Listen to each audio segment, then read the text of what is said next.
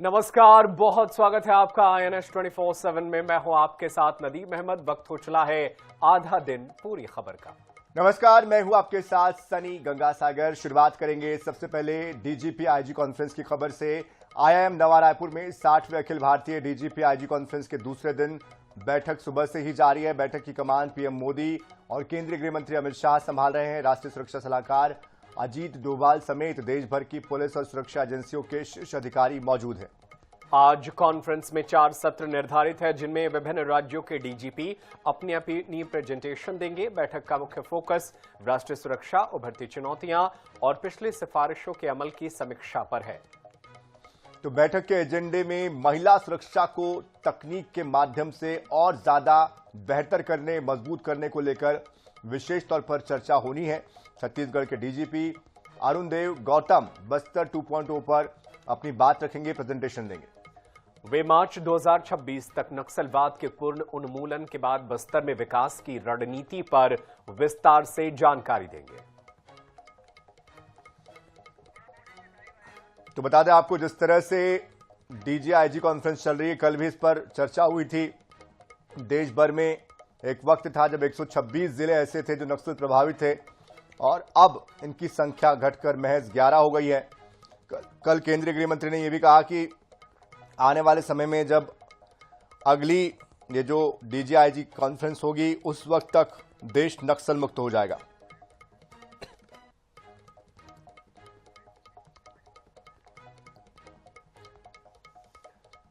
तो राजधानी रायपुर पर यह बेहद अहम कॉन्फ्रेंस चल रही है। प्रधानमंत्री मोदी आज से इस कॉन्फ्रेंस में हिस्सा ले रहे हैं। DGP IG conference, PM Modi, केंद्रीय गृह मंत्री अमित शाह की अध्यक्षता में यह कॉन्फ्रेंस हो रही है। विकसित भारत, सुरक्षित भारत पर मंथन, नक्सलवाद के साथ साथ देश के अंदर आंतरिक सुरक्षा, आतंकवाद से निपटने, बाहरी सुरक्षा को लेकर के भी तमाम मुद्दों पर बातचीत हो रही है। देश भर के अलग अलग राज्यों से तमाम बड़े आला अधिकारी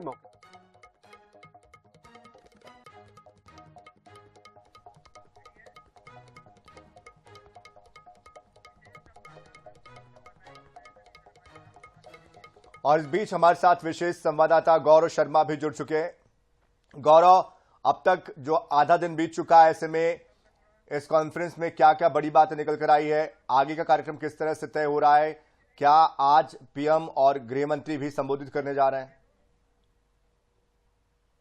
प्रधानमंत्री नरेंद्र मोदी की अध्यक्षता में डीजीपी कॉन्फ्रेंस के दूसरे दिन का आज जो है संचालन है वो किया जा रहा है और आज प्रमुख विषयों पर चर्चाएं की जानी, जिसमें गृह मंत्री अमित शाह भी यहां पर मौजूद हैं, एनएसए अजीत डोभाल भी मौजूद है। जो प्रमुख विषय आज के सत्र में रखे जाने हैं, जिन पर चर्चा की जानी 4 प्रमुख सत्रों में, उनमें पिछले सत्र के क्रियान्वयन को लेकर चर्चा होगी कि पिछले सत्र में जो टास्क दिए गए थे उस पर 1 साल के भीतर क्या स्थिति बनी, क्या प्रगति हुई, इसकी समीक्षा की जाएगी। साथ ही साथ राष्ट्रीय सुरक्षा के अवलोकन पर चर्चा होगी। विजन 2047 की प्रस्तुति जो है, इस पर डॉक्यूमेंटेशन और प्रेजेंटेशन की प्रस्तुति जो है वो दी जाएगी। साथ ही साथ आतंकवाद से निपटने की चुनौती, चूंकि दिल्ली में ब्लास्ट हुआ और इसकी पृष्ठभूमि में ये जो बैठक है वो हो रहा है, ऐसे में आतंकवाद से निपटने की रणनीति को लेकर भी चर्चा आज के सत्र में की जानी है। इसके साथ ही साथ महिला सुरक्षा का विषय है।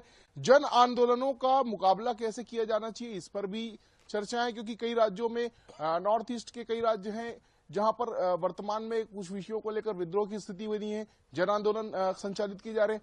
कई और जो राज्य हैं वहां पर भी ऐसी स्थितियां हैं, तो उसका सामना किस तरह से करना है। इसके साथ ही साथ फॉरेंसिक साइंस, एआई के जो माध्यम से अपराध किए जा रहे हैं, जिसमें रायपुर में ही एक ऐसा मामला देखने मिला था बीते दिनों, जिसमें एआई की तकनीक से एक युवती के तस्वीर बनाकर वायरल कर दी गई थी। इस तरह की जो अपराध की घटनाएं हैं और अपराध के बदलते स्वरूप है, इससे निपटने की रणनीति को लेकर आज 4 प्रमुख सत्रों पर चर्चाएं की जा रही है। प्रधानमंत्री नरेंद्र मोदी सुबह से ही मौजूद है, केंद्रीय गृह मंत्री अमित शाह सुबह से ही मौजूद है और लगातार इस पर जो चर्चाओं का दौर है वो जारी है। अलग अलग राज्यों के जो डीजीपी हैं, जो आईजीज हैं, वो प्रेजेंटेशन भी दे रहे हैं। तो इस तरह से डीजीपी कॉन्फ्रेंस का जो दूसरा दिन है वो भी 4 सत्रों के लिहाज से बेहद महत्वपूर्ण है, आंतरिक सुरक्षा पर चिंतन की लिहाज से बेहद महत्वपूर्ण है। बिल्कुल, तमाम तरह के चिंतन जैसे मुद्दों पर आज यहां पर अगर बातचीत हो रही है तो इसका कोई बेहतर यहां पर परिणाम भी देखने को मिलेगा, जिस पर रोड मैप बनाकर आगे काम होगा। लेकिन गौरव, एक अहम बात यह है कि आज जो है छत्तीसगढ़ की डीजीपी नक्सलवाद को लेकर भी प्रेजेंटेशन देने वाले हैं, तो इसमें क्या खास रहने वाला है और क्या वो अहम बिंदु रहेगी जो तमाम डीजीपी, प्रधानमंत्री, गृह मंत्री के सामने छत्तीसगढ़ की तरफ से पेश किया जाएगा? देखिए, छत्तीसगढ़ ने बीते 2 वर्षों में नक्सलवाद के खिलाफ जो काम किया है, जो जंग लड़ी है नक्सलवाद के विरुद्ध, ये अभूतपूर्व है और जो सफलता मिली है ये निर्णायक सफलता है। नक्सलियों के मांद में घुसकर हमारे सुरक्षा बलों के जवानों ने प्रहार किया है। डीआरजी की भूमिका को इससे इनकार नहीं किया जा सकता। डीआरजी ने रास्ता दिखाने का काम किया और उस रास्ते पर चलकर ये जो अभूतपूर्व सफलता है वो अर्जित की गई है। तो कहीं ना कहीं जब प्रेजेंटेशन हमारे अधिकारी देंगे, छत्तीसगढ़ के अधिकारी देंगे, तो इस सफलता का उल्लेख भी होगा, क्योंकि 550 से अधिक जो नक्सली है वो न्यूट्रलाइज किए गए हैं। 1000 से अधिक जो नक्सली हैं वो अब तक के गिरफ्तार किए गए हैं और 2000 से अधिक जो नक्सली हैं वो आत्मसमर्पण करके पुनर्वास करके मुख्य धारा में लौट चुके, जिसमें आज भी चैतू समेत जो अन्य नक्सली हैं वो सरेंडर कर रहे हैं। और ये स्थिति लगातार बनी हुई है कि जो हार्डकोर नक्सली है वो सरेंडर कर रहे हैं, वो लगातार मुख्य धारा में लौट रहे हैं। तो ये छत्तीसगढ़ की अभूतपूर्व रणनीति, केंद्र सरकार और राज्य सरकार की अभूतपूर्व रणनीति का ही परिणाम है कि जो सफलता है, निर्णायक सफलता नक्सलवाद के खिलाफ जंग में वो मिल रही है। और इसका प्रेजेंटेशन जो है निश्चित रूप से छत्तीसगढ़ के माध्यम से दिया जाएगा और छत्तीसगढ़ के जो वरिष्ठ अधिकारी हैं, डीजीपी हैं, उस प्रेजेंटेशन को देंगे और निर्णायक रूप से देश भर में इसकी जो चर्चाएं हैं वो भी की जाएंगी। बिल्कुल, इसकी चर्चा की जाएगी और किस तरीके से बेहतर तरीके से काम को आगे बढ़ाया जाए ताकि नक्सलवाद फिर दोबारा सिर न उठाए, इस पर भी फोकस रहेगी। बहुत शुक्रिया गौरव, तमाम जानकारी के लिए। आप नजरें बनाए रखिएगा, आगे भी आपसे जानकारी हासिल करते रहेंगे।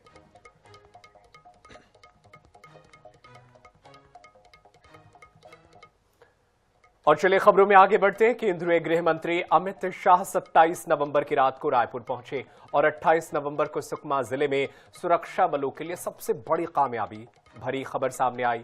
खबर ये कि जिले में लंबे समय से सक्रिय 25 लाख रुपए के इनामी नक्सली चैतू उर्फ श्याम दादा ने 9 साथियों के साथ पुलिस के सामने आत्मसमर्पण कर दिया। तो चैतू दंडकार्य स्पेशल जोनल कमेटी का सदस्य भी था। उसके ऊपर सरकार ने 25 लाख रुपए का इनाम रखा था। साथ ही 9 अन्य माओवादियों ने भी अपने हथियार उसके साथ डाले हैं। सभी पर कुल 65 लाख रुपए का इनाम घोषित था। साल 2013 में हुए झीरम घाटी हमले में इसकी अहम भूमिका थी। इस हमले में 27 लोग मारे गए थे। यह आत्मसमर्पण छत्तीसगढ़ में नक्सलवाद के अंत की ओर एक बड़ा इशारा है, जिससे लाल गलियारा सिकुड़ रहा है। ये आत्मसमर्पण उन नक्सल विरोधी अभियानों के तहत हुआ है जिन्होंने नक्सल के प्रभाव वाले क्षेत्रों को कई बार सफलतापूर्वक कम किया है। यह घटना इस बात का संकेत देती है कि नक्सलवाद को नियंत्रित करने की कोशिश में अब तक हमारे हाथ क्या लगा है। यह आत्मसमर्पण इस बात की ओर इशारा करता है कि केंद्र सरकार ने 31 मार्च साल 2026 तक नक्सलवाद को पूरी तरह से खत्म करने का जो लक्ष्य रखा है उसके हम बेहद करीब हैं।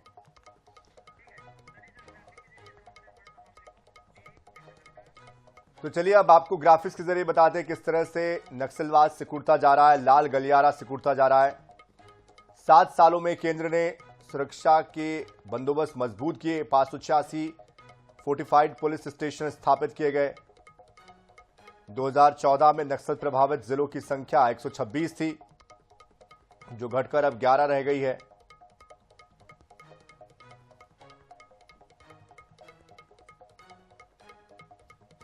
अगली डीजीपी आईजी कॉन्फ्रेंस से पहले नक्सलवाद से बस्तर को और देश को मुक्त करेंगे, गृह मंत्री ने कहा है। कब कब सरेंडर हुए ये भी आपको बता रहे हैं। 26 नवंबर को बीजापुर में 41 नक्सलियों ने सरेंडर किए। ये हाल फिलहाल के सरेंडर है। खैरागढ़ में 2 इनामी नक्सलियों ने सरेंडर किया है।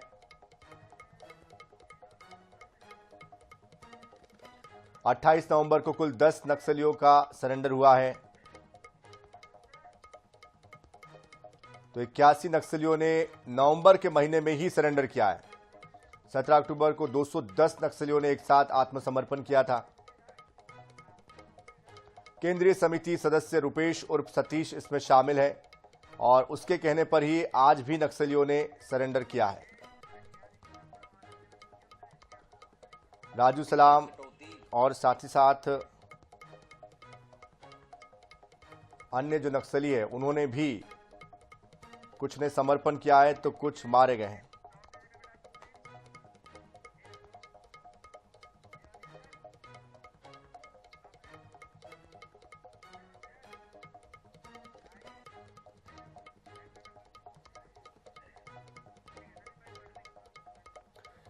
तो डेडलाइन से पहले टारगेट पूरा हो, इसको लेकर के तमाम तरीके की बातचीत चल रही है, रणनीति बन रही है। और जब अगली बार डीजीआईजी कॉन्फ्रेंस हो तो यह देश नक्सल से मुक्त हो जाए, लाल आतंक से मुक्त हो जाए, इसको लेकर के यहां पर रणनीति बनाई जा रही है।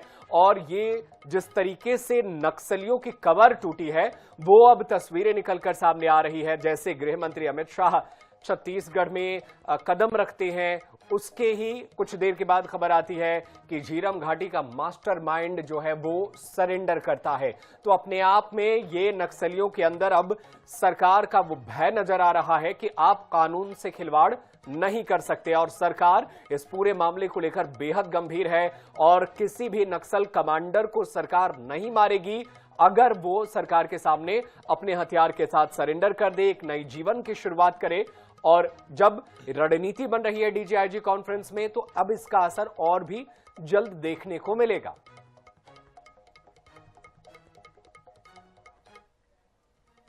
कांग्रेस पार्टी के शीर्ष नेतृत्व के हस्तक्षेप के बाद कर्नाटक में चल रही सत्ता की खींचतान अब सुलझती दिख रही है। मुख्यमंत्री सिद्धारमैया और उप मुख्यमंत्री डीके शिवकुमार के बीच शनिवार को बेंगलुरु में अहम बैठक हुई। तो दोनों ही नेताओं ने सीएम आवास पर ब्रेकफास्ट साथ में किया, जिसे कर्नाटक की सत्ता के सियासत के लिहाज से बेहद अहम माना जा रहा है। कर्नाटक के मंत्री प्रियंक खड़गे ने कहा कि कांग्रेस हाईकमान ने सही समय पर दखल देकर मामले को संभाल, उन्होंने इसे पार्टी नेतृत्व की टाइमिंग को लेकर समझ बताया।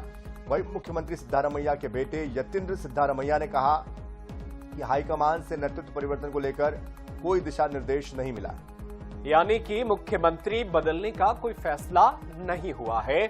और जो कुछ भी चल रहा था, मीडिया में जो खबरें निकल कर आ रही थी, अब उस पर विराम लगता हुआ नजर आ रहा है जब खुद उप मुख्यमंत्री डीके शिवकुमार मुख्यमंत्री के आवास पहुंचते हैं, दोनों मिलकर एक साथ नाश्ता करते हैं और इसके बाद से जो भी गिले शिकवे हैं उसे दूर करने की कोशिश की जाती है। और अब इस पूरे मामले में कैबिनेट मंत्री कर्नाटक में प्रियंक खड़गे ने कहा कि बेहद सही समय पर दिल्ली ने, पार्टी आला कमान ने इस पूरे मामले में दखल दे करके मामले को सुलझा दिया है। सीएम आवास में जो ये बैठक हुई है और जब उप मुख्यमंत्री ने नाश्ते किए एक साथ, तो सारे गिले शिकवे दूर किए गए।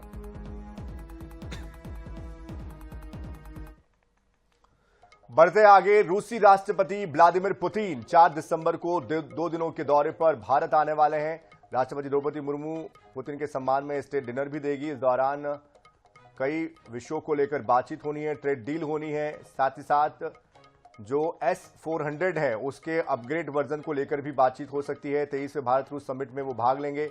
भारत रूस के बीच, दोनों देशों के बीच जो संबंध है उसको और प्रगाढ़ करने की दिशा में दोनों ही राष्ट्राध्यक्ष मजबूत पहल करेंगे। इस बार भारत की बारी है इस मीटिंग की। समिट के दौरान पुतिन पीएम मोदी से मुलाकात करेंगे। इस दौरान दोनों नेता क्रूड ऑयल डील के साथ डिफेंस और फ्री ट्रेड एग्रीमेंट पर बात कर सकते हैं। माना जा रहा है कि ये यात्रा भारत रूस के स्पेशल स्ट्रेटेजिक पार्टनरशिप को नई ऊंचाइयों पर ले जाएगी।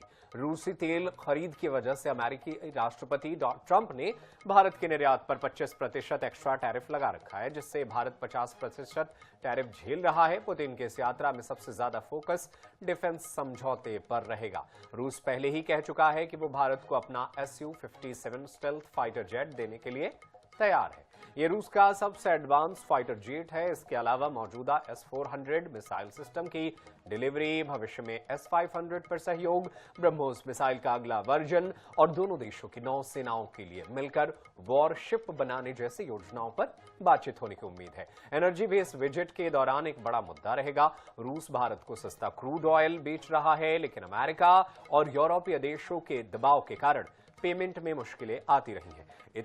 पुतिन की इस यात्रा में दोनों देश एक नया पेमेंट सिस्टम बनाने पर सहमत हो सकते हैं, जिससे व्यापार बिना रुकावट चलता रहे। इसमें रुपया, रूबल, ट्रेड, डिजिटल भुगतान या किसी तीसरे देश के बैंक का इस्तेमाल जैसा सिस्टम शामिल हो सकता है।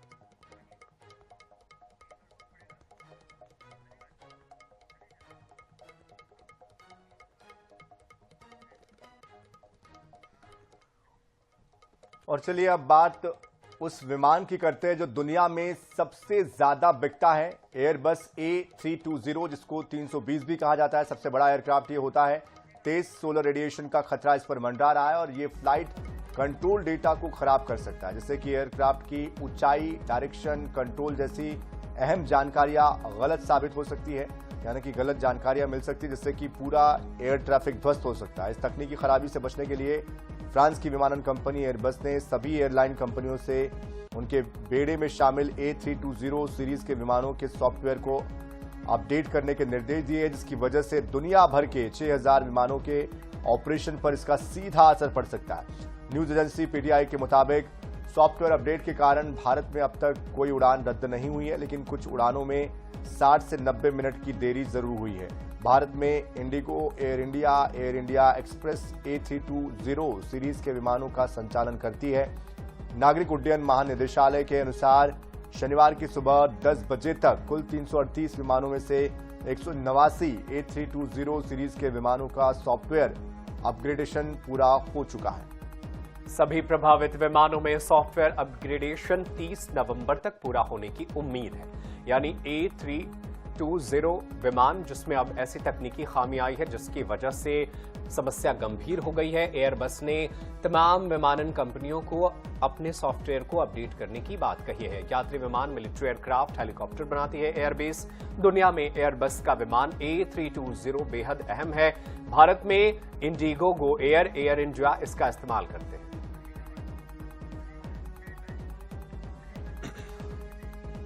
और भारत के पड़ोसी देश श्रीलंका में भारी बारिश और बाढ़ के कारण जनजीवन पूरी तरह प्रभावित है। बाढ़ और भूस्खलन से प्रभावित श्रीलंका में अब तक 123 लोगों की मौत हो चुकी है, जबकि कम से कम 130 लोग लापता हैं। इसके अलावा आपदा से 61,000 परिवारों के 2 लाख से अधिक लोग प्रभावित हुए हैं।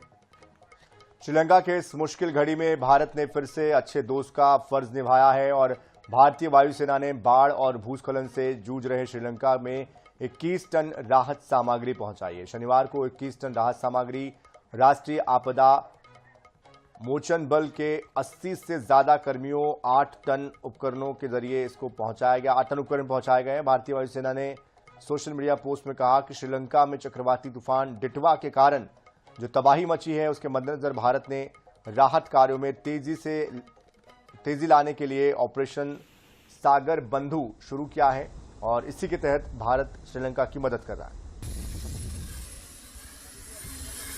तो ये तस्वीरें, भारत का राहत बचाव दल श्रीलंका पहुंचा और यहां पर भारत ने अपना फर्ज निभाया है एक बेहतर दोस्त होने का। और ये पहली बार नहीं है। भारत दुनिया भर में जब भी किसी देश में आपदा आती है तो भारत सबसे पहले मदद पहुंचाता है, चाहे वो तुर्की में आया भूकंप की बात हो या दुनिया के अलग अलग देशों में जब भी मुश्किलें बढ़ी हैं, भारत उनमें साथ देता नजर आया है। और इस बार राहत सामग्री श्रीलंका की राजधानी कोलंबो पहुंचाई गई है।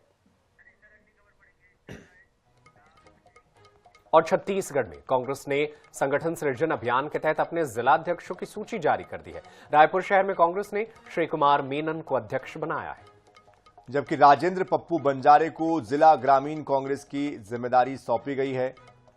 और अध्यक्ष बनने के बाद दोनों ही नेताओं ने शहरी ग्रामीण क्षेत्रों में पार्टी की मजबूती को प्राथमिकता देना बताया है। कांग्रेस के नवनियुक्त जिलाध्यक्षों से बातचीत की हमारे सहयोगी गौरव शर्मा ने।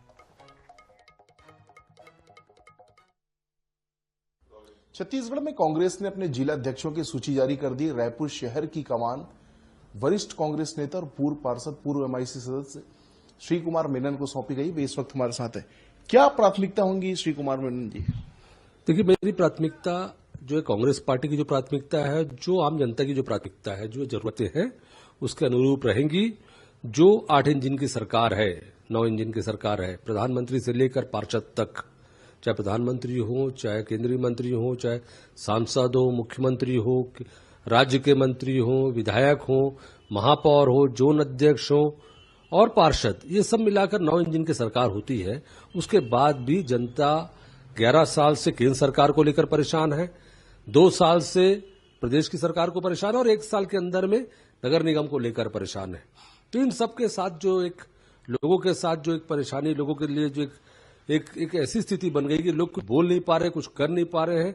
उस स्थिति से उभारने के लिए हम सब लड़ाई लड़ने के लिए तैयार हैं, सड़क पर आकर लड़ेंगे। लगातार लंबे समय से कई कार्यकर्ता छूटते चले जा रहे हैं, जो पार्टी से दूर हो रहे हैं। उनको साथ में जोड़े रखने के लिए जो घर बैठे हैं, उनको लाने के लिए क्या करेंगे? देखिए, मेरा प्रयास पूरा रहेगा कि हर प्रयास मेरा जहां जहां भी हो सके, पुराने से पुराने कार्यकर्ता, पुराने से लोग, जो हमारे कांग्रेस से जुड़े हुए लोग हैं, सीनियर लोग हैं, सभी लोग हैं, उन सब के पास जाऊंगा, निवेदन करूंगा और प्रयास करूंगा कि वो हमारे से जुड़े, जो कांग्रेस से पहले जुड़े थे। उसके बाद ऐसे लोग जिनको जोड़ने की आवश्यकता है, चाहे नया युवा वर्ग हो, छात्र वर्ग हो, उनको जोड़ने का जो प्रयास रहेगा, सभी प्रयास हम सब करेंगे उनके लिए। सभी वर्गों को जोड़ने का प्रयास करेंगे और कांग्रेस का संगठन मजबूत हो, इस बात को सुनिश्चित करने की कोशिश करेंगे, ये कहते हुए श्री कुमार मीना नजर आ रहे हैं। अब ये देखना होगा कि उनके प्रयास धरातल पर कितने फलीभूत हो पाते हैं। कैमरामैन मलकित सिंह गिल के साथ गौरव शर्मा, न्यूज़ 24/7 रायपुर। और फिलहाल हमारे साथ इस बुलेटिन में इतना ही। ताजा खबरों के लिए, अपडेट्स के लिए आप बने रहिए INS 24/7 के साथ। नमस्कार।